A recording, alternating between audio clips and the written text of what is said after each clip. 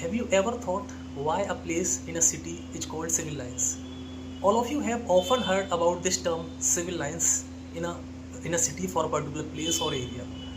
तो अक्सर कभी ना कभी आपने सोचा होगा कि आखिर शहर के अंदर जो सिविल लाइंस होता है इसका इतिहास क्या है, इसको सिविल लाइंस क्यों कहा जाता है। तो इसका जो हिस्ट्री है वो अंग्रेजी प्रशासन से जुड़ी हुई है। जब अंग्रेज हमारे यहाँ आए और धीरे धीरे उन्होंने अधिकतर शहरों के एडमिनिस्ट्रेटिव कंट्रोल को अपने अंडर में लिया, तो उन्होंने बेसिकली शहर को दो पार्ट्स में एक तरह से पार्टीशन सा कर दिया कि किस जगह पर जो उस शहर का या उस पर्टिकुलर गांव की नॉर्मल आबादी रहेगी और किस जगह पर अंग्रेजी अफसर रहेंगे।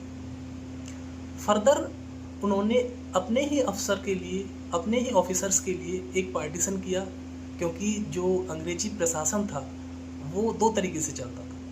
एक तो होते थे सैन्य अधिकारी और एक होते थे गैर सैन्य अधिकारी, जिनको सिविल ऑफिसर्स कहा जाता था।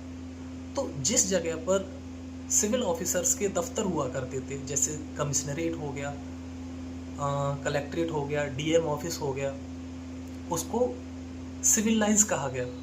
और वहीं पर इनके रहने का, निवास करने का जगह होता था, उनके बंगलो होते थे, क्योंकि ये बड़े ऑफिसर्स हुआ करते थे तो उनको सारी सुविधाएं, वहाँ पर चौड़ी सड़कें, ये सब होता था। तो उस पर्टिकुलर प्लेस को सिविल लाइंस कहा गया।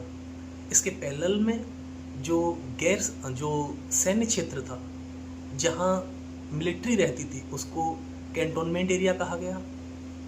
अक्सर आपने यह भी नोटिस किया होगा कि जो प्राचीन बड़े शहर हैं, अंग्रेज़ों के बसाए हुए शहर हैं, उन्हीं में सिविल लाइंस पाया जाता है।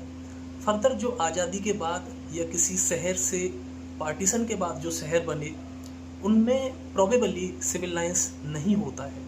तो अब आप मुझे बताइए, क्या आपके शहर में सिविल लाइंस है और आप किस शहर से हैं?